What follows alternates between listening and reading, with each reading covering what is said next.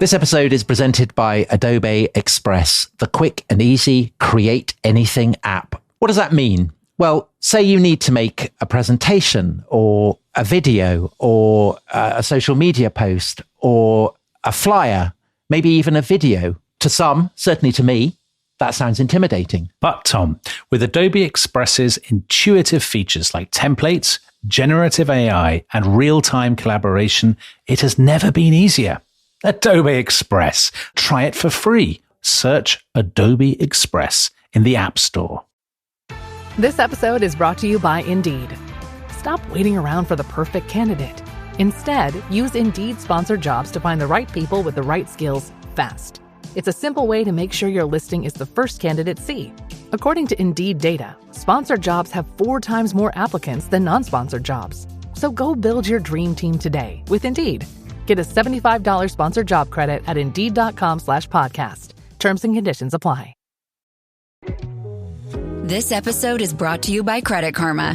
When it comes to your money, Credit Karma keeps you ahead of the game.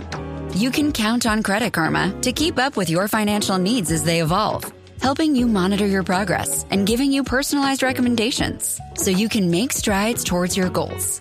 Make sure you're on the right track, no matter where you are on your financial journey. Intuit Credit Karma. Karma you can count on. Download today.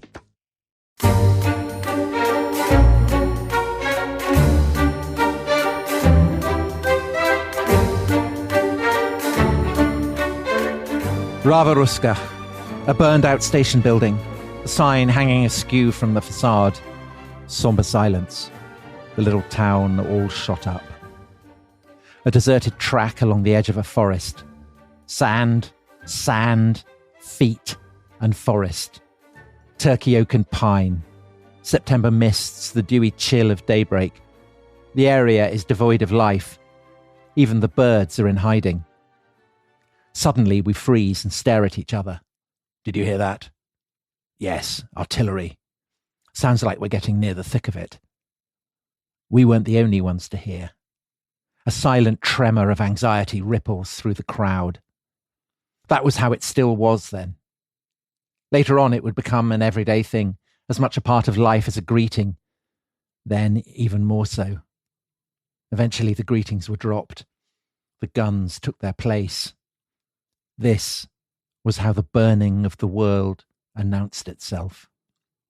So that was The Burning of the World by the artist Bela Zombary Moldovan, who was called up to the Royal Hungarian Honved, which is, of course, in English, Defenders of the Homeland, in August 1914. And I say, of course, I don't actually speak Hungarian, but fortunately, we are in the presence of someone who does and speaks all the Balkan languages and knows the Eastern Front like the back of his hand, and that is, of course, Dominic Sambrook. And he's written one of the most haunting and lyrical of all memoirs, but little known in the English-speaking world because it's about the Eastern Front. And Dominic, I admit, I had never heard of it. But presumably, you know, when you're out in the wilds of Moldova or Belarus or whatever, you talk of little else with the circles of intellectuals and historians. Rugged, wily peasants, Tom, surely. Of course you're out there talking with rugged, wily peasants, but you're also in the coffee shops, aren't you? Yeah. Discussing the history of Middle Europa.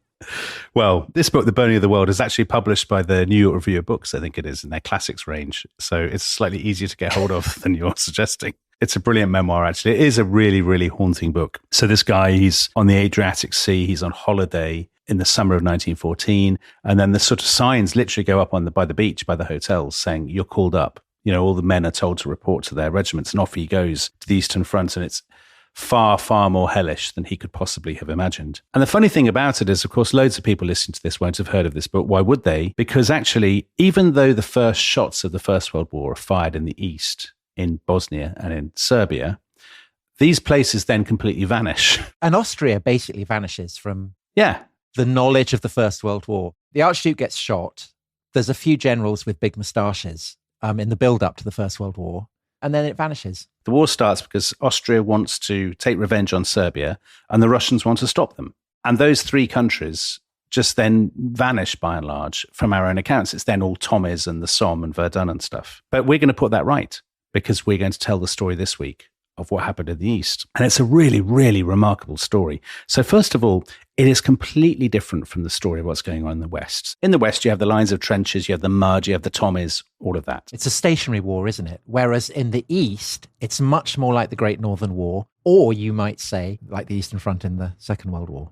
It is. The front lines kind of ebbing and flowing, these gigantic armies, actually without the same technology of the Second World War, so they don't have very good communications. These vast armies kind of completely lost sometimes in kind of forests and marshlands and whatnot. They're wandering about this colossal landscape. And the other important thing about this is a war that is fought on the borderlands of three empires. So Austria-Hungary, Russia, and Germany.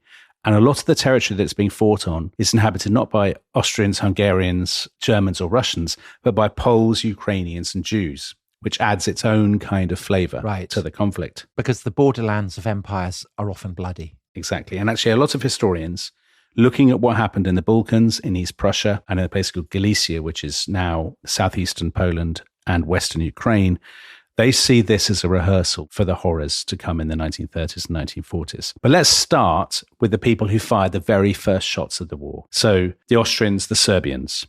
So if you remember, 6 years ago when we did our series, it seems like 6 years when we did our first series, the Archduke Franz Ferdinand was assassinated on the 28th of June, 1914 by Gavrilo Princip in Sarajevo with the collaboration of elements of Serbian military intelligence. And then for the next 4 weeks, the Austrians weighed up their options and they decided this was their chance to settle accounts with Serbia forever. And to remind people about the Austro-Hungarian Empire, it's a dual monarchy under the 170-year-old Franz Joseph. So in other words, what you have is Austrians, Hungarians ruling this huge variety of people. So Czechs, Poles, Ukrainians, Croats, some Italians, lots of Romanians, and so on and so forth. At the time, it was seen as a bit of a sick man of Europe. I think the trend among historians now is to say, actually, the empire is still kind of staggering along. It's not necessarily about to collapse. In the series we did on the assassination of the Archduke and then the road to the First World War, I mean, you very convincingly represented the Austro-Hungarian Empire as not a basket case. But I have to say, in a spoiler alert, the record of the Austro-Hungarian army in the campaigns to come, I mean, they're a shower. Yeah, they're an absolute shambles, Tom. I don't think that's going too far. I think if you're looking for an object lesson in utter ineptitude and incompetence, but in a kind of a pleasing way, no? Because, I mean, the thing about the Austrians is you imagine them being slightly inept while eating loads of cake and listening to Mozart and thinking about Freud and Schoenberg and stuff. You'd be disappointed if they then ended up being ruthlessly efficient, wouldn't you? Well, I mean, it was a counterpoint to your Austro-Hungarian propaganda in the previous two series. Yeah. I was reading Max Hastings' Catastrophe, and he said about the Austro-Hungarian army, its principal strength lay in exotic parade uniforms and splendid bands. Yeah. And I'm not taking that as a criticism. No. That's, we admire that, surely. The big fear for people in the Austro-Hungarian elite is nationalism, is ethnic nationalism, and in particular, the South Slav ambitions of the Kingdom of Serbia. And the person who really ends up directing the war effort, and the key character in today's story, is a man called Baron Franz Konrad von Hötzendorf. So Konrad von Hötzendorf, he's 61 years old. He's the chief of the general staff. He's got this sort of strange brush of hair, and he's got, of course, a gigantic moustache. Is there anyone in this story coming up who doesn't have a gigantic moustache? And they just get bigger. Yeah. I was having to get the thesaurus running out of superlatives. Massive, gigantic, colossal, stupendous, stupefying. Each time you think you've seen the biggest moustache, you're wrong, because there's another one to come. Yeah. Basically, the further east you go in the story, I think the moustaches get bigger. And this guy, Conrad, yeah, the salient thing about him is he's in love with a much younger woman, and he wants to impress her by basically starting a world war. Correct. That's my vague memory of him. Yeah. So we talked about this a tiny bit in the Franz Ferdinand series. Conrad, he's a very dapper man, and he's sort of like all these people, he's kind of melancholic, but he's got a romantic side. So when his first wife died, I think around about 1907, he met this woman at a dinner party. She was called Gina von Reininghaus. She was 27, and she was the wife of an Austrian businessman. And Conrad immediately said to himself, well, this is the lady for me. And he then wrote her 3,000 letters. When he could have been looking at railway timetables. Right. I'll write another letter instead. He wrote her 3,000 letters begging her. So, I enjoyed meeting at the dinner party. Would you consider leaving your husband and marrying me? And amazingly, she ends up having an affair with him. But to get a divorce and then to remarry, they will need effectively the permission of the emperor and the approval of Viennese high society. And Conrad knows the only way to get that is by starting and winning a world war. And so that's what he does. Well, although to be fair to him, he has always been deadly serious about the threat of Serbia. He really does see Serbia as a lethal menace to the empire's survival. So he's the kind of hawk, isn't he, to Franz Ferdinand's dove? Completely he is. So in 1913, he had asked 25 times if he could start a war with Serbia. And basically, Franz Ferdinand had blocked him at every opportunity. But within hours of Franz Ferdinand's death, he says, brilliant, this is the opportunity. What an irony. The one guy who was stopping me, I can use his death as the pretext. And he said to the foreign minister of Austria, Count Berchtold, we have a poisonous adder at our heel and we need to stamp on its head. And Berchtold, I think we quoted this in the Franz Ferdinand series, later wrote, with a faraway look of melancholy on his fine-featured face, he concluded emphatically with 3 words, war, war, war. So there's never been any conspiracy theory that he was behind the murder of Franz Ferdinand. Gosh, that's a good idea. It's a good one, isn't it? Well, maybe that could be the conspiracy that our team of crack detectives who will be introducing in the second half of the show, they can investigate that. That's the season finale, surely. Yeah, that is exciting news for listeners. What's coming in the second half? You'll be surprised. Well, you won't if you've heard the previous episode, but newcomers will be surprised. Right. So the Austrians send their ultimatum on 23rd of July. The Serbs reject the key demands. And on the 28th of July, Franz Joseph signs the declaration of war. Now, the mad thing about the Austrians is they are conscious that the Serbs have this gigantic patron and protector in Russia, but they really give Russia no thought at all. They don't send any troops to their eastern border. Conrad's hope is that basically the Germans will either deter the Russians, or in the worst case scenario, if the Russians join the war, the Germans will deal with them. All he's thinking about is the spectacular victory that he's going to win over Serbia. The question, though, of course, is Austria going to get a win? I mean, this is the weird thing. The Austrians haven't really given any thought to whether they actually win such a war. So they have 40 infantry divisions, the Austrians. The Serbs have 11. The Serbs' population is much smaller. Oddly, relative to the population, the Serbs have more troops, but the Austrians have more in absolute numbers. The Austrians have quite good weapons, but not enough of them. And the reason they don't have enough of them is because before the war, there'd been this endless budget squabbling with the Hungarian parliament. And that, I think, tells its own story about Austria-Hungary's greatest military problem, which is basically diversity is not its strength. So most of the men don't even speak the same language. Most of the officers speak German, and there's actually been huge arguments about whether that should continue or not. Is it right that all officers have to speak German? But out of every 100 soldiers in the Austro-Hungarian army, 26 speak German, 23 Hungarian, 13 Czech, 9 Serbian or Croat, 8 speak Polish, 8 are Ukrainian, 7 are Romanians, 4 are Slovaks, and 2 are Slovenians. And I'm sure there's also a category that's just this other. Roma. Yeah, exactly. Or Jews who speak Yiddish or something. Yeah. So in other words, this is a sort of a real ragbag kind of, it's a Tower of Babel, Tom. It's a traveling Tower of Babel. Conrad thinks, well, that's not a problem. We can overcome this. He had written many times before the war. In 1890, for example, he had written that leadership is all about swift decision-making and strength of will. All you need is strength of will. I mean, actually, the Austrians don't really have either of those things. They're incredibly slow decision-makers. And as I remember, don't they also have a massively complicated railway system that prevents them from moving troops rapidly across their territories? Yes, exactly.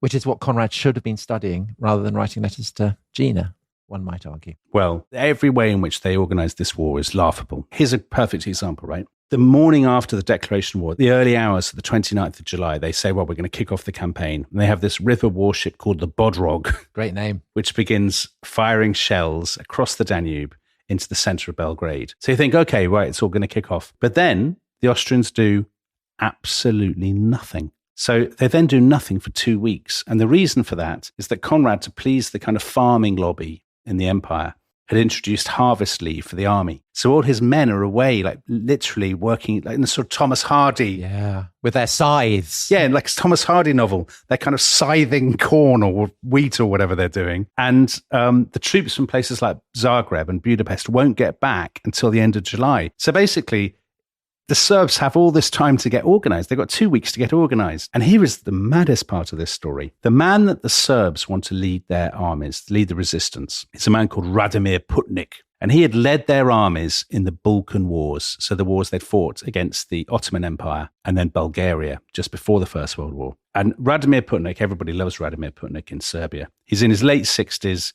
He's got a huge white beard. Of course. And he's got chronic emphysema. Of course. So he's a peak First World War general. He is. Well, also he's been smoking those kind of really acrid, heavy Balkan cigarettes. The kind you love when you're hanging out in the cafes of Bucharest. Now, here's the thing, right? Where has he been? Of course, he's been taking the waters at a spa while this has been going on. And in all places, in the Austro-Hungarian Empire. So this bloke Putnik has been at a spa called Bad Gleichenberg, which is in Bohemia. He finds out there's going to be a war. He says, I better get home.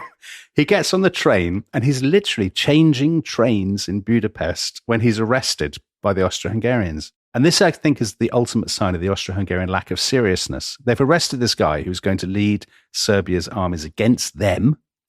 And when Franz Joseph hears about this, he says, this is very poor form. You can't arrest this guy. Let him go home. It's chivalrous. Yeah. So do you know what they do? They literally put him on a train to go home. Now, it takes him an eternity to actually get home. I mean, on one level, it reflects tremendously well on the Austro-Hungarian Empire. Yeah. On another level, what were they thinking? I don't think the British would have done that with Napoleon. Do you? Well, would they have done that with Michael Collins? No, I don't think they would. Although they did, no, because they did arrest Eamon de Valera and then let him go. They locked him up in Lincoln jail. Yeah, but later on, they arrested him by accident and let him go when the truce was going on, all the truce negotiations. Oh, well, that's fair enough, if it's a truce. Yet another opportunity to praise our beloved country, Tom. Wonderful. Well done. You handled that beautifully. Anyway, Putnik takes him ages to get home. The other Serbian officers basically have to blow open his safe to find out what his plans are. They read his plans. His plans are, we won't engage the Austrians on the border. We'll actually withdraw from Belgrade and we'll wait for the Austrians to move before reacting. So the Serbs are, on paper, massive underdogs in this war. I mean, this is the war the First World War is all about. And nobody really knows anything about it. The Serbs have about 200,000 men, but they've just fought in the Balkan Wars. Very vicious wars, actually, in which they didn't necessarily cover themselves with certainly not moral glory. They haven't really got any uniforms left. Everyone says they look like tramps and scarecrows. They're sort of very battered looking, but they're famously stoical, the Serbian soldiers. And they can melt into the mountains, can't they? They can melt into the mountains. The historian Nick Lloyd, who's just written a brilliant book on the Eastern Front, he quotes one guy who said, if you give the Serbian soldier bread and an onion, he's satisfied. And is that your experience? Would you concur with that? Yeah, I think so. I think that's absolutely right. I mean, in my experience, like they're always eating onions and stuff. They love it. They're very fierce. I mean, this is now degenerating into absolute sort of Balkan stereotype 101, but yeah. The Michael Palin of. Yeah, exactly. The Serbs are a proud, rugged people. Basically, you're fighting the Serbs. They're complete bastards. They see fighting as a great adventure. They're led into battle by these musicians playing on bagpipes and playing like folk songs on fiddles. And actually, this is a continuity in Serbian history because in the 1990s, when they were fighting in the sort of post-Yugoslav wars, music was a huge part of Serbian nationalism, something called turbo folk, pounding music. It's brilliant you're here to do this. Oh, that's great. Well, bringing all your local knowledge. Okay. Well, yeah, I read that in the newspaper. Anyway. Back to the Austrians. The Austrians are expecting a complete walkover. And basically, Conrad wants a really quick victory because if he wins a quick victory over Serbia, he thinks Romania and Bulgaria will pile in on the side of the Central Powers. However, at this point, Conrad accepts that actually he will have to go and lead the army against the Russians. He can't pretend the Russians don't exist any longer. So he casts round for the ideal man to fight the Serbs. And a man pops into his head who's had a perhaps unfortunate beginning to the summer, because this is the governor of Bosnia. He's called General Oskar Potiorek. He is the man who had invited Franz Ferdinand to Sarajevo, been responsible for his security, had told him nothing could possibly go wrong, and if you remember, had even told his army not to enter Sarajevo under any circumstances because he wanted to show the world how safe it was for Franz Ferdinand. But aside from the assassination, I mean, it had gone well. It had actually been a brilliant trip otherwise. It's gone really well. Now, Potiorek has a point to prove, and he wrote to Vienna, he said, I intend to be absolutely offensive, which is the mantra that we adopt on this show, isn't it, Tom? Yes, it is. However, You mentioned Max Hastings' book, Catastrophe. Potiorek has never actually fought in a battle, and Max Hastings describes him as, and I quote, a bachelor who had devoted his life monastically to his profession while remaining ignorant of every aspect of it that was either modern or important. So, maybe not very promising. On the 12th of August, so 2 weeks after the Austrians had declared war, which is mad, Potiorek finally says, right, we're ready. And he orders the Fifth Army to advance across the River Drina from eastern Bosnia into central Serbia, which is mountainous and very, very densely forested. So excellent for military maneuvering. It's a total shambles. So on the first day, the bridging equipment doesn't turn up. So basically, they have to send their engineers to paddle across and build these pontoon bridges. They all get across. It's the Balkans in August. It's incredibly hot. It's incredibly dusty. They're carrying these huge packs and they're dripping with sweat. Max Hastings quotes a soldier called Matija Malesic. He said, thirsty, thirsty, thirsty. Our kit as heavy as lead, unbearable heat, and yet we must keep going, keep going. It's so hard that a man instinctively asks himself why he was brought into the world. Was it just to suffer? So morale is good. Morale is tip-top. They march in suffocating heat and like dust through all these Serbian villages. But they're slightly perturbed to see the place is almost empty. So it's silent, too silent. Very good, Tom. Very good. There are just old crones and small children. Cackling. Yeah. Do they have white eyeballs? Undoubtedly, but there's no men. Where are the men? We talked in the episode about Belgium about the Germans' fear of Franktireur, of sort of partisans. But this is on a different level because the Serbs, the Serbs love a partisan. And so from the very beginning, they waged this partisan campaign. And it's exacerbated in the minds of the Austrians by the fact that the Serbs, even their regular troops, because they don't have any uniforms left, they look like bandits. They've kind of got their, sort of bandoliers of ammunition. Well, basically they are bandits. They are, yeah, pretty much. So what they will do is the Austrians will march through a village and then they'll go through and they'll go off into the woods. And at this point, the Serbs will strike. They'll shoot them all from behind and they'll melt away into the Balkan landscape. Now, the Austrians do not take this lying down. And now we come to a massive feature of the Eastern Front, no matter where it happens, actually. And this is the killing of civilians. The Austrians make the Germans in Belgium look like, social workers or something. Right. So their field commander is a guy called General Liborius Ritter von Frank. Of course he is. And he says, listen, the Serbs are terrible people anyway. Since we're under attack from civilians, like the gloves are off, forget about international law, it doesn't really apply. Let's just, go for it. So straight away, they start looting and burning these villages. They shoot anybody that they think even remotely is connected with partisan activity. Now, I have to say, before anyone starts sort of weeping for the Serbs 3 years earlier had really disgraced themselves in the Balkan Wars. I mean, they had behaved really atrociously in Kosovo and Macedonia and so on. What they've sowed, they are now reaping to some extent. Can I just ask, in Belgium, when the Germans commit atrocities against civilians, this is obviously bad news for Germany's reputation and therefore in the long run for their ability to prosecute the war. But is anyone paying attention to what's going on in the Balkans? And isn't there a slight attitude in the gentlemen's clubs of London that this is just the kind of thing that people do in the Balkans? Yeah, totally right. Double standard. The same double standard applies when we're talking about the Russian atrocities in Poland and Ukraine, for example. I mean, exactly that. That basically nobody cares in the West. And insofar as they do care, whenever it comes up, they say, well, this kind of thing happens there all the time. Ancient hatreds. Ancient hatreds, exactly. That's exactly what happens. And having said, this is what the Serbs sowed, they're now reaping, even so, there are some really, really grim stories. So here's a good example. These are told by the Austrians themselves. So this is from a young Hungarian officer called Alexander Pallavicini. So his column of troops was fired on from a cornfield on the 17th of August, and they sent out patrols, and these patrols came back with 63 people. They said they'd found hanging around the field.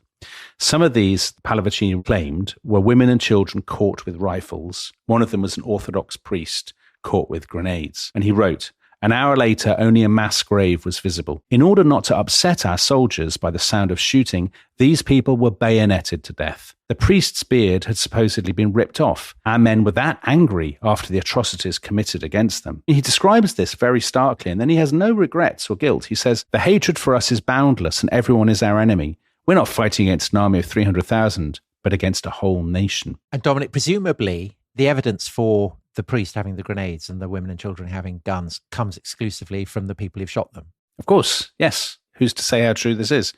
And the Austrians do not try to cover this up at all. They actually want it to be public. So Conrad says, make this very overt because we want to terrify people into collaborating with us. There's a terrible story told by another Austro-Hungarian officer a week later, the 24th of August. He says, I met a column of 30 people assembled for execution. He says they were being kind of kicked and whipped and whatnot while they were standing there. He and a couple of others tried to restrain the people doing it, but it was impossible. And he goes on to say, there was an execution place at the edge of the woods behind the monastery. The Serbs had to dig their own graves. Then they were sat down in front of the pit and bayoneted 5 at a time, 3 infantrymen stabbed each. A gruesome spectacle. It was terrible to see earth being heaped on the victims while some still lived, and indeed tried to climb out of the grave, and to see some of those rising from the grave.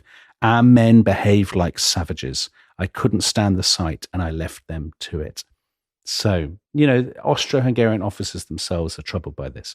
They probably executed about 3,000 people in 2 weeks. Oh dear, yeah. For all the stuff about the military bands and the cake, there is a kind of dark side to the Austrian army. So the id as well as the ego is in play. Yeah, Sigmund Freud would have a field day.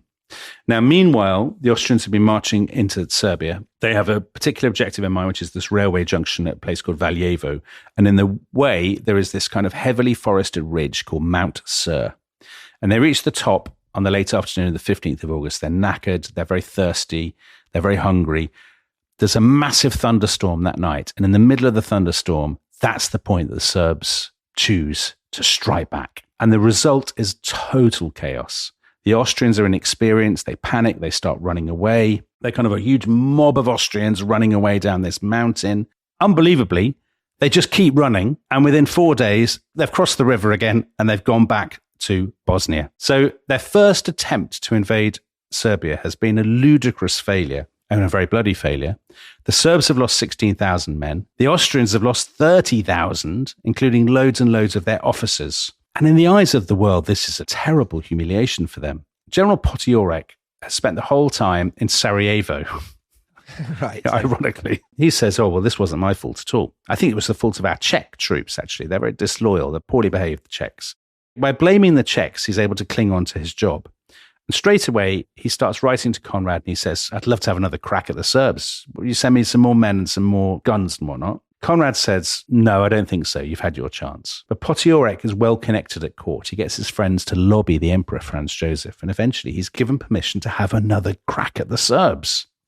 So, at dawn on the 14th of September, he has a second go. Once again, they cross the rivers into Serbia from Bosnia. This time, the Serbs have dug trenches, and it degenerates quite quickly into kind of bloody hand-to-hand trench warfare. The Austrians are thrown back. Oh no, it was not quite as chaotically as before. They say, well, we'll have another go. So in November, they have attempt number 3. Now at this point, the Serbs are absolutely exhausted themselves and they're running out of shells. They haven't got any artillery. They can't really rest their troops because they're running out of men. So slowly, painfully, the Austrians are able to inch their way forward. And the Serbs have to abandon Belgrade. And they take up a new defensive line on a river called the Kolubara, which is deep inside central Serbia. So at this point, the Austrians, foolishly, I think, Tom, decide to celebrate victory. They have premature victory celebrations. The emperor sends Potiorek a message of congratulations. Lots of towns name him an honorary citizen. A street in Sarajevo is renamed in his honor. Wow, that's punchy. That is, yeah. The man who's basically, his foolishness has caused the whole thing. It's caused the First World War, yeah. However, it will surprise you to know that the Austrians are perhaps being a little bit premature. Because that guy who they'd released, the bloke with the beard and emphysema, Radomir Putnik, his emphysema's got far worse under the pressure war, so he can't breathe. We will not surrender. Exactly. But even though he can't breathe, he's still a much better commander than any of the Austrians. So he knows that the Austrians have now, they've gone on the attack. They've sustained massive casualties, more than 130,000 casualties. They haven't got any food. They're ravaged by lice. They're miles ahead of their supply lines. They've got no shoes. Their fancy uniforms are in rags. They're very miserable. And actually, the weather has now changed. So this is the thing about the Eastern Front. There's only 2 weather settings. It's either unbelievably suffocatingly hot or you're dying of, frostbite. Frostbite, exactly. So now it's snowing. And meanwhile, Putnik has done something amazing. He's arranged with the French to have 11,000 shells imported via Salonika, Thessaloniki. They're the wrong size for the Serbian guns, so every single shell has been taken apart and reassembled and transported to the front. So late November, Putnik rallies his forces. He's basically got all the Serbian men, that's 200,000 of them. He's got 400 guns, and he has a secret weapon. And what's that, Dominic? The secret weapon is a man. It's Petar Karađorđević, the king of Serbia. The king of Serbia. And Dominic, just a wild guess here. Yeah. From what I've previously learned about significant players in the early months of the First World War, I'm guessing he's very elderly. Yeah. I'm guessing he's very melancholy. Yeah. And I'm guessing that he has some terrible ailment. Would I be correct? He's got rheumatism, but if you Google him, he really does have a superb moustache. And he's elderly? Yeah, he's 70. Of course. Anyway, he tours the trenches, King Petar, and he says, "My children, I have learned that some among your number tire of fighting, but I shall stay to the end." And a French reporter who was there said of the Serbs, I'm sure this is true, "Each of them felt his soul gripped with a furious desire to seize victory or to die for their old uncle, who had stayed there among his children in spite of his failing health, even as the cannons roared and the bullets whistled." I mean, it's interesting, isn't it, how it mirrors the pattern of what's happened on the Western Front, that the Germans overextend their supply lines. There's an elderly man who says we're going to fight. Yeah. Counterattack is launched. And I mean, we're being harsh on the Austrians, but I wonder whether it doesn't reflect a basic fact that all the kind of armies are struggling to cope with, that the capacity for defense is vastly greater than the ability of attacking forces to break through those defenses. Do you think? I think that's absolutely true. Once you've got modern artillery and machine guns and things. And trenches and things. Completely true. However, I think anybody who's written about the Austrian performance in the war, so Nick Lloyd or Alexander Watson or whoever in their books, they unanimously agree that the Austrian performance is absolutely risible. Okay. Anyway, the Serbs launched their counterattack on the morning of the 3rd of December, 1914. It's a foggy, snowy morning. They start with the shells that the Austrians weren't expecting. Then they charge. There's a brilliant description, actually, in Nick Lloyd's Eastern Front book. The battle goes on into the night. There's kind of hand grenades exploding. There's troops charging. There's machine gun fire. The Austrians are losing more and more men. Basically, they start going backwards. And day after day, they go backwards. By the 9th of December, they're falling back into Belgrade. And then 5 days later, just say, okay, the game is up again. And they withdraw across the River Sava, across the Danube, back into imperial territory. Unbelievably, even as Serbian troops are marching through the center of Belgrade, being cheered as liberators, Potiorek is writing to Vienna saying, I'd love to have another go. Oh no, a fourth go. Yeah. You've got to admire his self-confidence, I suppose. Exactly. Even the emperor says, no, enough is enough. And actually, just before Christmas, he's sacked.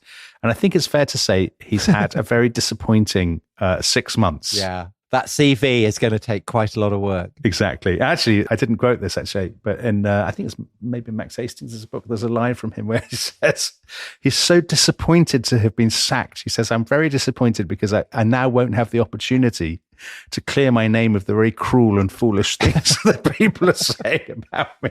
Well, for Austria, this could not have been a more terrible fiasco. They'd sent 462,000 men to fight in the Balkans, of whom 273,000 have become casualties. Wow.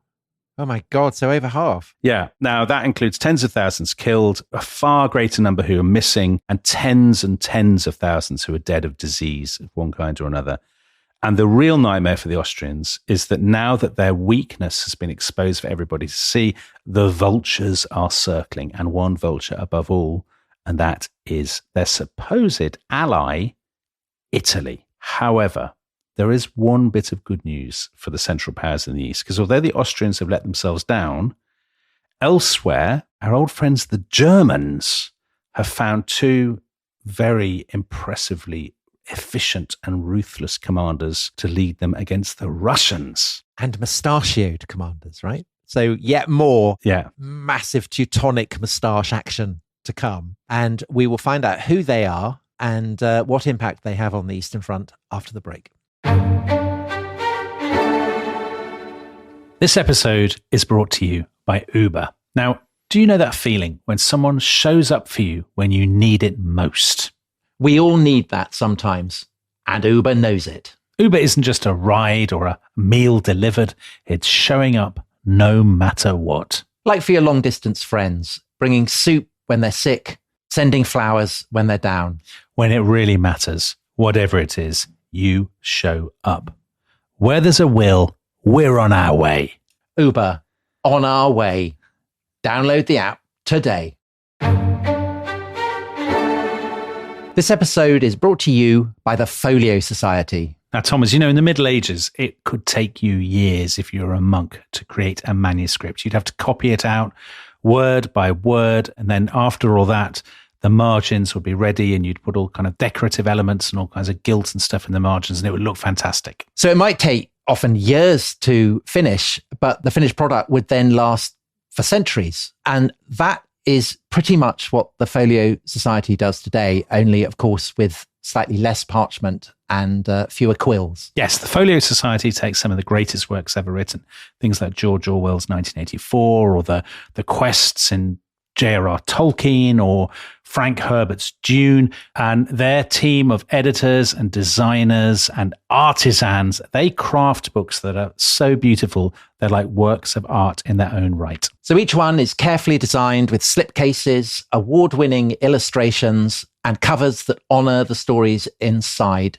It doesn't just protect them. So if, like me and like Tom, you think that a book should look as good as it reads, then the Folio Society very much speaks your language. Explore the world's most loved stories in the most beautiful form, only at foliosociety.com. That is foliosociety.com. Hello, everybody. It's Dominic here. Now, I'm absolutely delighted to announce that every Friday for the next few weeks, I'll be joined by our Rest is History producer and resident book lover, Tabby Syrett, and we'll be discussing a different book. And members of the Rest is History Club can listen to this thrilling new content right away. So what we're doing is we're looking at the context when the books were written, the lives of the people who wrote them, what makes the book so brilliant and why they still matter today. We'll be digging into everything from Truman Capote's true crime chiller In Cold Blood to Albert Camus to Bram Stoker's horror novel Dracula, and we'll be looking at the history behind their great books. So last week we talked about J.R.R. Tolkien's The Hobbit. We looked at how it affected Tolkien's experiences in the First World War, how it reflects the sensibility of the 1920s and 1930s, how Tolkien drew on all kinds of different influences from the imperial fiction of the Victorian era to the Norse epics that he loved so much. And next week, if you don't like The Hobbit, we'll be doing something very different. We'll be doing Margaret Atwood's book, The Handmaid's Tale. And as a treat for our listeners, we have a short clip at the end of this episode so you can see what you're missing. And if you like what you hear, you just need to sign up at therestishistory.com. You'll join the Rest is History Club. You get all the amazing benefits, but above all, you get access to this thrilling new content. Enjoy.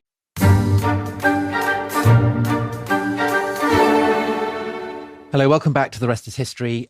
We've been looking at Austria messing things up. Time now to look at another power messing things up.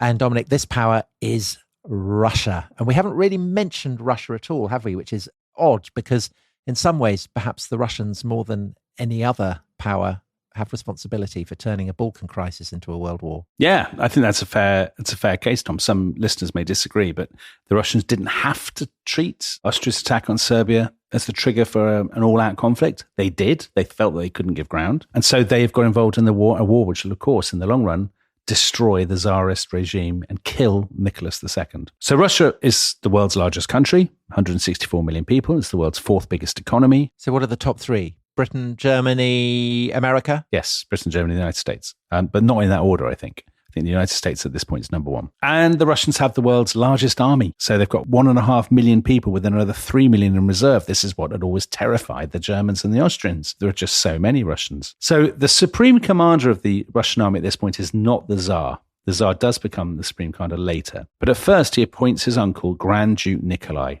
who is an enormous man. He's 6'6". So Peter the Great style. Peter the Great style. Like Peter the Great, he is a terrifying man. He's got a famously savage temper. And it gives you some sense of his character when I tell you that his great specialism and hobby was in breeding especially aggressive Borzoi hounds. What's a Borzoi hound? That's his kind of hound, very aggressive. Okay. That's cleared it up, hasn't it? Good. So he would take these Borzoi hounds hunting, and he has supposedly personally cut the throats of thousands of wolves. Wow. But no bellow action. No bellow action. And yet there is a softer side to him, because when Nicholas II says to his uncle, Uncle Nikolai, I'd like you to be their supreme commander. He's never commanded troops in battle either. And he's very uncertain. He sort of says to everybody, God, I don't know what I'm doing here. I'm completely out of my depth. And actually he started crying because he was so anxious. It's quite a feature again, isn't it? Unexpected feature that generals are always crying. Yeah. So their initial thought is that they will send 2/3 of their huge army south into Galicia, Poland and Ukraine. So they're dividing their forces up, which always works out well in war, doesn't it? It's always a brilliant idea. They'll send them south against the Austrians, and we'll find out in the final episode of this series how they got on.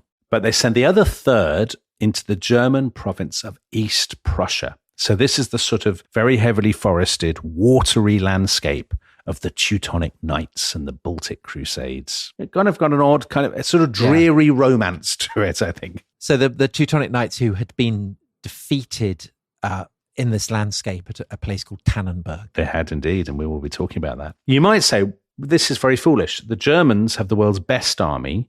Why would you take them on with only 1/3 of your own? And the reason, as so often, the French are the real villains in all this. The French have basically made the Russians promise to force the Germans to fight on two fronts. So the Russians are doing this to please the French. Basically because there's a load of lakes in the middle of East Prussia called the Masurian Lakes, this kind of chain of little lakes. And they're going to send one army around the north and one army around the south. So the one that will go north is the First Army, and this is commanded, confusingly, by a general called Paul von Rennenkampf. He's the Russian commander, just to be clear. Yes, he's the Russian commander. He obviously has a German name, because again, this is a feature of the events of 1914. He is a Baltic German baron, and he has, I think, the outstanding moustache in history. I think he's the winner. If people Google him... Let me look it up. Wow, that is impressive. That's enormous. Yeah, there you go. It's like a muskrat. He's great. I think he's great. He's not a very good general, but he's got a great moustache. On the moustache front. Because, and the competition is very heavy at this time. It's very fierce, but not from his colleague. So the Second Army, which will go south around the lakes, is commanded by a guy called Alexander Samsonov. So he's from Kherson in Ukraine. He has a beard, unusually, and he looks very like, I think, Nick Timothy, the Conservative MP and former guru of Theresa May. Which is to say he looks a little bit like Nicholas II. Yeah, a little bit, actually. Yeah. So now there's always a little nice detail with these guys. Samsonov has horrendous asthma. He has really, really bad asthma. What is it with generals and terrible breathing? So he can't really breathe either. Anyway. Shouldn't laugh. On the 17th of August, the Russians set off. Rennenkampf goes first, and Samsonov will follow further south from Warsaw. They're a colourful host, because most of them are peasants, peasant infantry, but they have kind of Turkmen and Kalmyk cavalry with yellow robes and sheepskin hats. There's Cossacks with kaftans and kind of those boots that go up at the end. So for fans of exotic Orientalism, exactly, it's a tremendous show. Well, it's amusing for us, but for the people of East Prussia, it's awful. Alexander Watson, who's written a couple of brilliant books about the Eastern Front, he says this event, which is barely known in the West, is a defining experience for a generation of Germans. So we don't often think of Germany being invaded in the First World War. But when the Russians cross the border into East Prussia, this is unbelievably traumatic for the people of Germany, because the Russians advanced with unbridled ferocity. 3/5 of the small towns in East Prussia were looted and burned. More than a quarter of the farms were burned to the ground.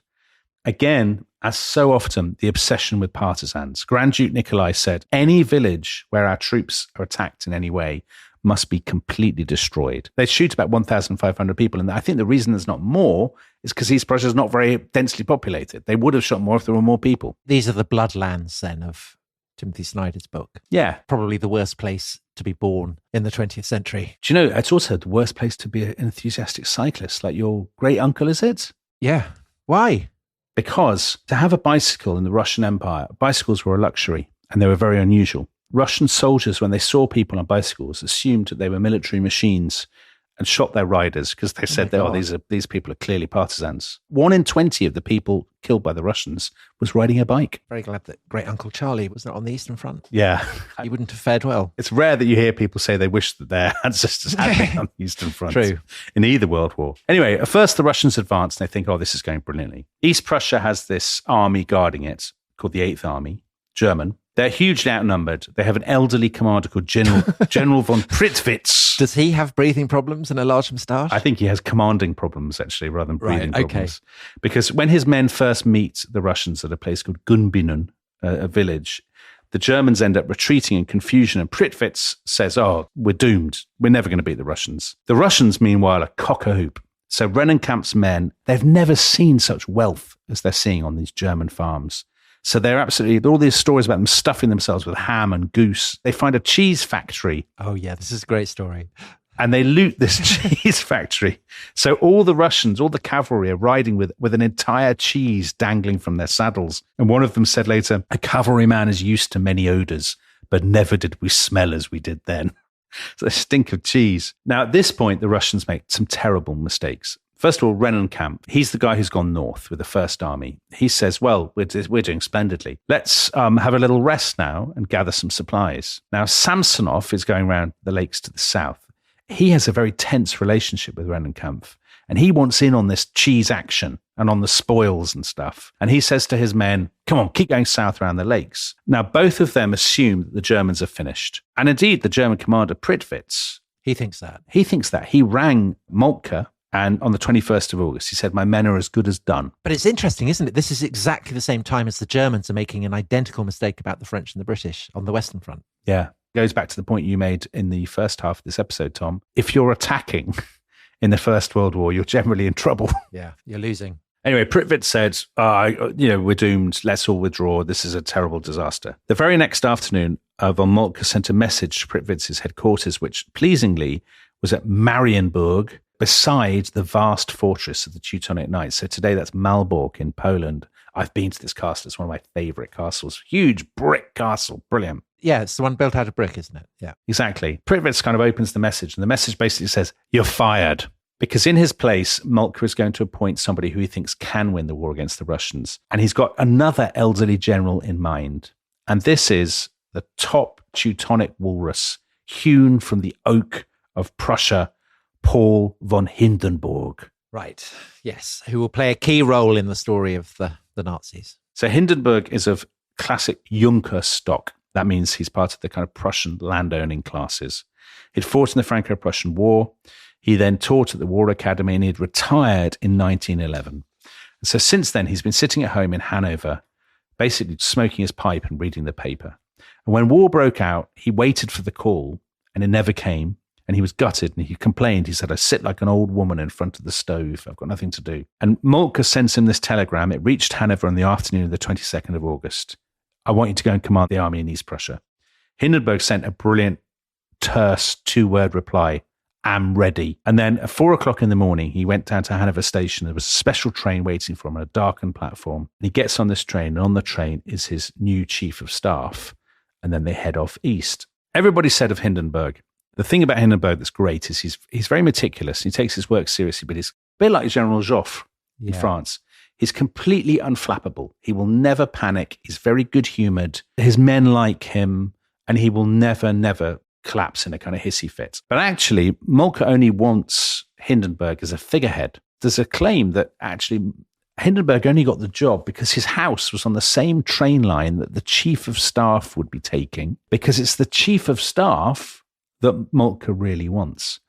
And this is a younger man, Erich Ludendorff, 49 years old, also a key figure, conquering Liège. Who we met earlier, didn't we, in the series? Yes, exactly.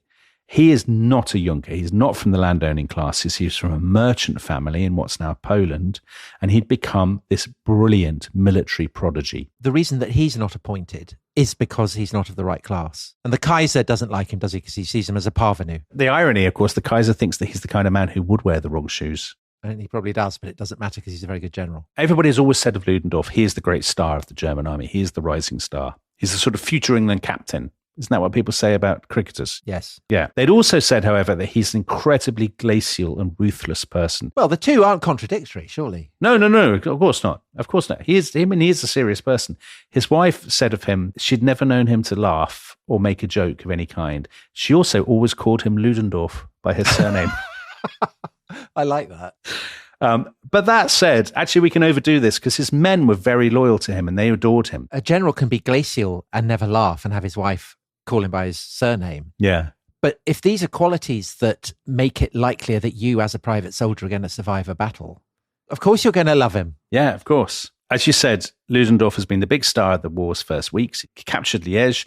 The Kaiser, just before he got on the train, actually gave him the highest award for gallantry, pour le mérite, the Blue Max, as it's called. And Moltke said to Ludendorff, you are the only man who can save East Prussia. You're the only man I trust. Go and do it. So he and Hindenburg get on the train. They go off to East Prussia. Now, meanwhile, Samsonov is still coming with 180,000 men south around the lakes. It will amaze people to hear there's an atmosphere of general chaos in the Russian advance. They don't have enough trucks. Half the men have barely trained. They've got terrible intelligence. So they've got no idea where the Germans are or basically where they are, where they're going, any of this. I don't want to engage in national stereotyping. No, never on this show. But I'm going to. Yeah. Would it be fair to say that it is a clash between Prussian efficiency and Russian chaos? Yes, basically. It would be completely fair. So actually, Hindenburg and Ludendorff have come up with a plan on the train. They'll basically send some cavalry north. So Rennenkampf thinks they're coming north and that he won't keep coming. And meanwhile, they'll use the trains to move all of the rest of their men against Samsonov in the south. Because the Germans are doing everything that the Austrians don't. The German High Command have removed an incompetent commander, replaced him with an efficient commander. They're using their trains to their best ability. Exactly. They have good intelligence. Yeah. So it's looking good for them. Completely. So on the 23rd of August, they get to the Marienburg, the castle of the Teutonic Knights. Hindenburg goes for a walk around the castle. And actually, if you Google it, you can see some of the propaganda postcards that were produced of Hindenburg kind of outside this castle, thinking about the Teutonic Knights. Whether he did this or not, I don't know. Anyway, the next day, they tore the front, Hindenburg and Ludendorff. There's a proper war zone. There's refugees everywhere. There's columns of black smoke rising over villages in the distance, all of this. They go past this village called Tannenberg. And both generals know the history because it was here in 1410 that the Teutonic Knights had lost a titanic battle with the Poles and the Lithuanians. And as they're driving back from Tannenberg, they get brilliant news. The Germans have intercepted 2 Russian radio messages. Russian communications are terrible. They're not properly disguising their messages. Rennenkampf and Samsonov are now so far apart that they cannot support each other. And Hindenburg says, well, this is our chance. We'll go for Samsonov. We won't just beat him, we'll annihilate him. And when he gets back home, Hindenburg is very General Joffre-like, says to his officers, gentlemen, our preparations are so well in hand that we can all sleep soundly tonight. And he likes a good night's sleep, doesn't he, Hindenburg? He loves a good night's sleep, as we will discover. So on the 25th of August, it begins. Samsonov is pushing these Russians deeper and deeper into the kind of lakelands, into the forests, but he has no idea what's out there. And when he hears the first reports of German attacks on the flanks, he doesn't realize that this is a trap. He says, go deeper, keep going. Now, back at Marienburg, Ludendorff, as always, despite this glacial reputation, he's a nervous wreck. So he's beside himself with nerves. And actually, at one point, Hindenburg has to take him out of a meeting, take him for a walk to calm him down. Yeah, because Hindenburg's just puffing on his pipe. Yeah. His moustache is drooping. He's mellow. Exactly. Ludendorff is always sort of sweating and getting very overexcited.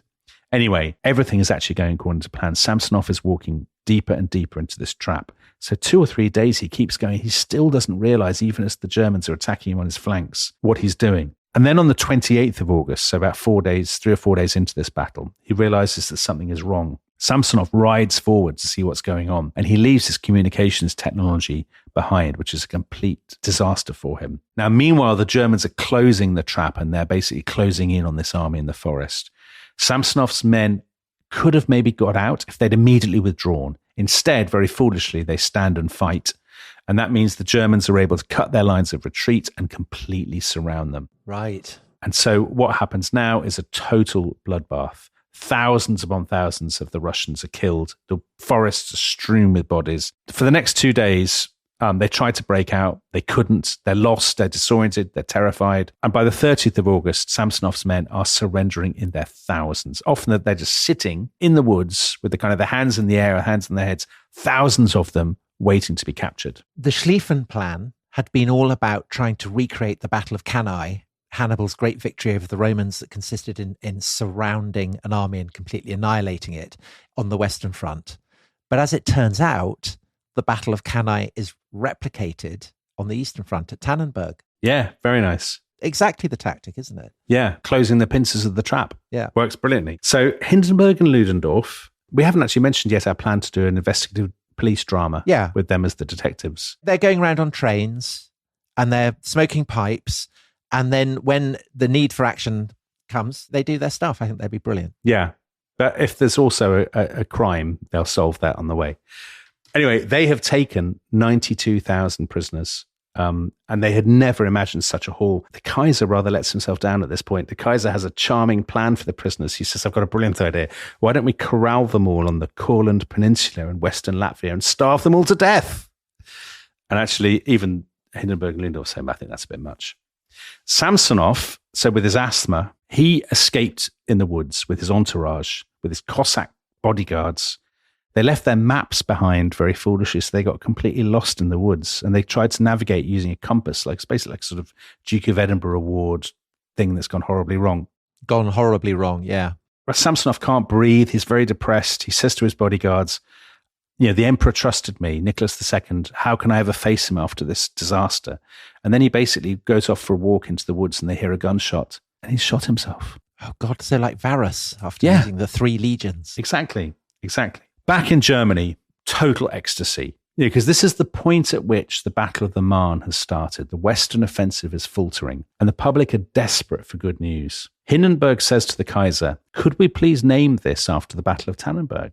Because, of course, they went past the village. And that gives it tremendous resonance in Germany. Though the Teutonic Knights have avenged their historic defeat, they've thrown back the Asiatic hordes. The homeland has been saved, all of this. Now, the job's not completely done. 10 days later, they turn to Rennenkampf in the north, his first army. They try a similar trick, actually, the same trap. This time, Rennenkampf is expecting it. He is able to withdraw. And so the Russians will end up withdrawing from East Prussia. However, they don't leave empty-handed. This is another aspect of the story I think that people don't know about, by and large, in English-speaking countries. As the Russians retreated, they rounded up thousands of people basically as hostages.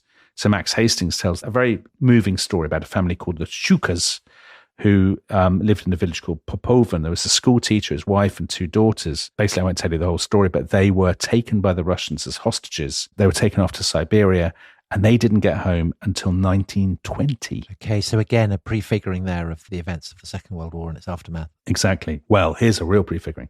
10,000 Germans in total were rounded up and deported east in cattle trucks in horrendous conditions when the Russians left East Prussia. And what is more, I mean, this was a real revelation to me, actually. Inside the Russian Empire, there were about 200,000 ethnic Germans, Russian subjects, Russian citizens. They were deported east as well. Some historians think maybe as many as half of them died from disease, cold, starvation, and so on in the years that followed. I mean, this is a story that, most of us have, I guess, have never heard of. Well, this is not the end at all of the campaign in the East. No, we've got 3 years to go, right? Yeah. And the really confusing thing about all this is that a few weeks later, the Russians came back and they actually won some really big victories that nobody's ever heard of.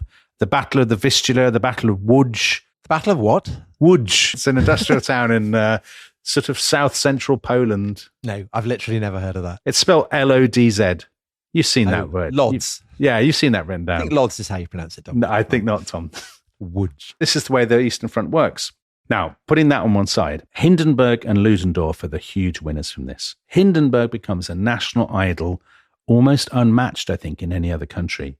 So in Berlin, people put up a 39-foot wooden statue of him. This is one of the nail men. This is so interesting. You'd put up these statues made of wood, and then you'd pay to hammer in a nail, and the money would go to the armed forces. So there were hundreds of these nail men across Germany and Austria. You would have Siegfried, you'd have Charlemagne, you'd have Roland, You'd have Henry the Lion. Otto the Great. Exactly. And you'd hammer in your nail, and raise money for the war effort. Now, some German officers thought this was mad to give Hindenburg so much credit. They said he's basically a clapped-out, pipe-smoking walrus who's taking the credit for other people's successes. And Ludendorff's deputy later on used to give tours of the Battle of Tannenberg. He was called Max Hoffmann. And he would say, this is where Field Marshal Hindenburg slept before the battle. This is where he slept after the battle. And this is where he slept during the battle. Is that fair? No, actually. So clearly, Ludendorff is the real genius. Ludendorff is the master of detail. But Ludendorff is flaky and neurotic. Hindenburg, with his unflappability and his jovial and stuff, and his pipe smoking, he's the perfect foil. So it's the way they work together. And this is what makes them such a brilliant crime-busting team. Correct. It's like Poirot and Hastings, or Inspector Morse and Lewis, or Holmes and Watson. Yeah, the quiet, unflappable old pro puffing on his pipe, and the eager young deputy who knows all about kind of microscopes and bloodstains and fingerprints and things. And the trouble is, of course, they've been tarnished by their later conduct in the 1920s and 30s when they did behave disgracefully. Well, Ludendorff worse than Hindenburg. Yeah, Ludendorff worse than Hindenburg, exactly. However, I think that makes it a tough sell to a streaming giant. Yes. Anyway, by the end of the year, Erich von Falkenhayn, who became the German supreme commander, he gives them a completely free hand in the East. And they set up something called Oberost. And that basically meant that they were now military dictators, these two guys, of the Baltic and of Belarus and Eastern Poland, of the areas that were occupied by the Germans. And some historians say this is a dry run for Nazism because they behave very harshly and repressively, and they have total contempt for the Slavs. I don't think that's fair. I don't think it is a dry run for Nazism. I think although they are repressive and ruthless, they're not genocidal. They don't have any, program of kind of, racial hygiene, as the Nazis would have called it. They're killing people in the East, but not for Nazi reasons. Yeah, exactly. They're killing people for military reasons. Now, the Kaiser pretended he was thrilled by all this. He visited Oberost to give them promotions. So Hindenburg became a field marshal and so on. But the Kaiser is absolutely smoldering with jealousy.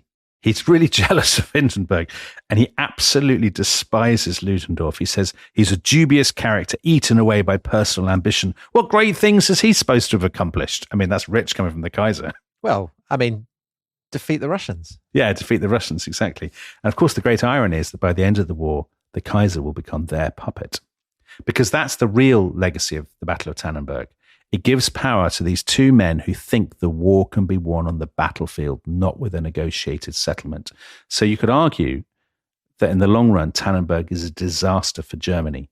It would be better for the Germans not to have won it in a way, because the war would have been over more quickly, perhaps with some form of negotiation, who knows. And in the very long run, Tannenberg has a properly baleful afterlife. Because in 1927, the Germans built this huge memorial on the battlefield with 8 towers. It was modelled on a cross between a Teutonic castle and the castle of Frederick II in Apulia in Italy. Hindenburg dedicated it personally before thousands and thousands of veterans. And he gave this incredibly nationalistic speech in which he said, the First World War was a noble crusade. We were on the right side. For the Nazis, Tannenberg was a huge deal. In the first year, Hitler went, all the big names went, they had torchlit parades. When Hindenburg died in 1934, he was buried there. An even bigger deal, more torchlit parades. There was a shrine, basically a Nazi shrine with these 2 huge granite soldiers called the Eternal Watch. Oh, so like the Valle de los Caídos. Yeah. The kind of fascist memorial to Franco in Spain. Or like the towers of the Argonath in The Lord of the Rings. Those 2 figures over the River Anduin. Anyway. But they're goodies, aren't they? They are goodies, so it's a terrible comparison. Yeah. But as the Germans were retreating from East Prussia in 1945, the entire complex was blown up by the German soldiers, and then every single trace was erased by the Polish communists afterwards, so that today nothing of it remains at all.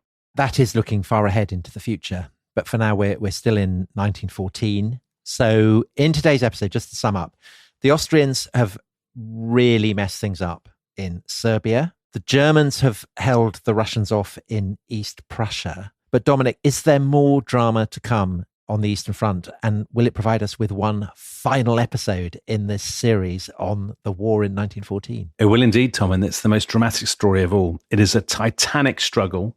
in eastern Poland and Ukraine between the Austrians and the Russians. And at its center is the longest siege of the entire conflict, the Stalingrad of the First World War. And this, Tom, will be the beginning of the end for the Habsburg Empire. I can't wait to hear it, because I'm not going to be contributing anything, because I literally have no idea what the Stalingrad of the First World War is. But Dominic, you know all of this like the back of your hand. I'm looking forward to hearing it. Rest is History Club members can hear it right away. If you would like to hear it as yourself and you're not a member, then you can sign up at therestishistory.com. But for now, Auf Wiedersehen. Auf Wiedersehen.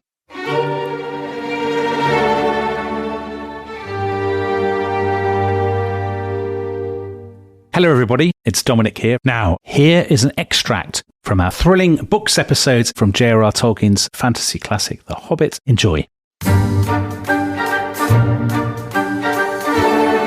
He sees someone light a fire in the wood beyond the water. For a moment, he thought of plundering dragons settling on his quiet hill and kindling it all to flames. He shuddered. Very quickly, he was playing Mr. Baggins of Bag End Underhill again. Now, the thing is, Tolkien's writing this in the 1930s. And I think that paragraph perfectly captures the sensibility of so many British people in the 1920s and 1930s. In other words, the First World War has happened and they've come home. And for people like Tolkien, the First World War means that they never think of war again as romantic, as glamorous, as, pain-free, all of that stuff. Tolkien just wants to stay at home and tend his garden and not get involved. Now, there is a bit of him that feels pulled towards adventure and excitement, but at the same time, they're worried that if they get involved in matters far from home, dragons will come and, set fire to their homes, their villages, their towns. And you had a fleeting mention earlier in this podcast of Stanley Baldwin. And Stanley Baldwin, who's very Hobbit-like, he likes a waistcoat. He's from this part of the world, from Worcestershire. He is very much a new kind of politician who's unromantic, I suppose, unglamorous. And he famously said, the bomber will always get through, as in be worried about bombing, a new war would be apocalyptic and all of that kind of thing. And I think Bilbo, he absolutely embodies that tension. There's part of him that is pulled towards adventure and pulled towards excitement, but at the same time, he's anxious, he's home-loving, he's frightened. He's a kind of perfect representation, I think, of the mentality of so many people of Tolkien's generation at the time that he was writing. But I also think it's interesting that obviously The Lord of the Rings was written a bit later. So when this is being written, the storm clouds of war are they're on the horizon, but they're not yet gathering above. Yeah. And Bilbo isn't forced out of his comfortable life in Hobbit Hole because he knows that he has to do something to save his homeland. He doesn't go because he knows there's darkness beyond the gates that he could play a part in quelling and destroying.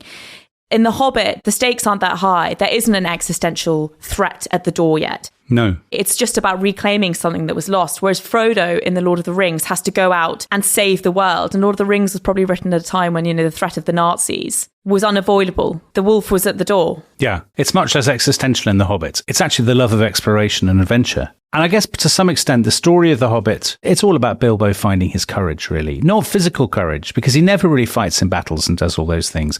In fact, there's a lovely moment, actually. The critic Tom Shippey mentions it, and I thought, gosh, this is so true. The bravest thing that Bilbo ever does is much later on. He's on his own and he's in a tunnel and he's going to see Smaug. The dwarves have sent him, and the narrator says this was the bravest thing he ever did. The tremendous thing that happened afterwards were nothing. He fought the real battle in that tunnel alone before he ever saw the vast danger that lay in wait. And I thought the man who's written those words is a man who stood in a trench with his mates, waiting for the whistle. They had no idea what was on the other side, but that dark night of the soul, that kind of moment when you know you're about to go into battle, but you don't know what's waiting, and you have to go, you have to overcome it. Overcome yourself, yeah. Totally. So that to me is some of the modernity of The Hobbit, that it's written by somebody who doesn't think that war is all exciting and glamorous. That's a really interesting thing that Tolkien does throughout. He situates you in an imaginary world in order to tell you something about the realities of our world. In other words, adventures are not heroic and exciting. They're often just really uncomfortable. There's a lot of sitting in the rain and there's a lot of not getting dinner. Yes. The goodies don't necessarily come out of winning better people. Winning often makes them worse people. The heroes don't instinctively run headfirst into battle. They have a sense of their mortality and fear as much as the rest of us. They do. Anyway, Bilbo is nevertheless dragged into the adventure by Gandalf, and Gandalf must be one of the most iconic characters of any fantasy series ever. Oh, yeah. I mean, he is the original Dumbledore, right? He's a version of Merlin, though, don't you think? He's less dark. He's got a lot more humour to him, a lot more twinkle. He's more fallible. But yeah, I would say in the way that Merlin guides the quest, so does Gandalf. Yeah. He's like the dwarves' manager. He is. And he's basically recruited Bilbo very much against his will to be a burglar for them. And actually, sometimes people, frankly, who I think don't know what they're talking about, say, oh, I don't think Tolkien's a very good writer because actually they don't like the songs or whatever it might be. Actually, when you look at those first chapters, Tolkien's a great writer because he completely captures the different characters and almost the different kind of temporal registers of the characters through the way they speak. So Bilbo is very modern. Bilbo speaks in a modern middle-class way. So we see in Bilbo, as you said, he's a bridge to this world.